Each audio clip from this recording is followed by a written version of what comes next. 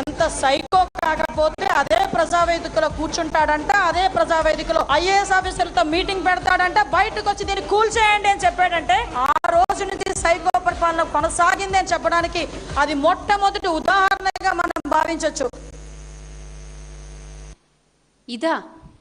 ఇదా భాష మాట్లాడాల్సింది.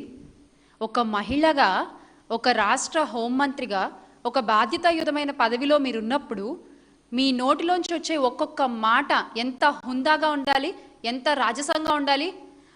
అది రాజసం అనేది మనలో ఉండాలి ఫస్ట్, ఆ తర్వాత అది మన మాటల్లో కనిపిస్తుంది. ఇది మీరేంటో మీ మాటల్లో చాలా స్పష్టంగా అర్థమవుతుంది.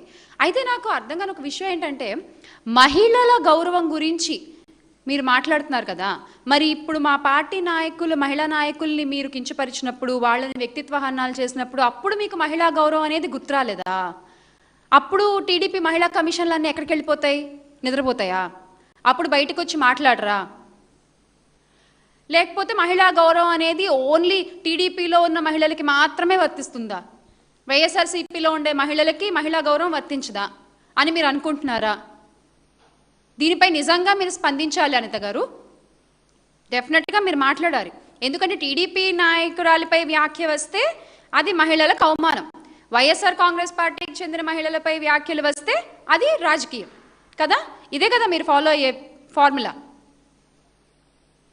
టీడీపీ మహిళ అయితే గౌరవం, వైఎస్ఆర్సీపీ మహిళ అయితే అవమానం.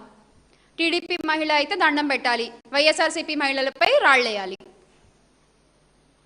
టీడీపీలో ఉండే మహిళలందరూ దేవతలు, వైఎస్ఆర్సీపీ మహిళలందరూ వ్యక్తిత్వ హననాలు చేస్తూ మన వాళ్ళని కించపరుస్తూ ఎంత దారుణంగా మాట్లాడాలో అంత దారుణంగా మాట్లాడేయాలి.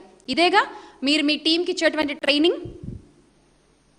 మీ యొక్క పచ్చ మీడియాలో కావచ్చు, మీ యొక్క ఐటీడీపీలో కావచ్చు, మీ సోషల్ మీడియా ఛానల్స్లో కావచ్చు, ఇలా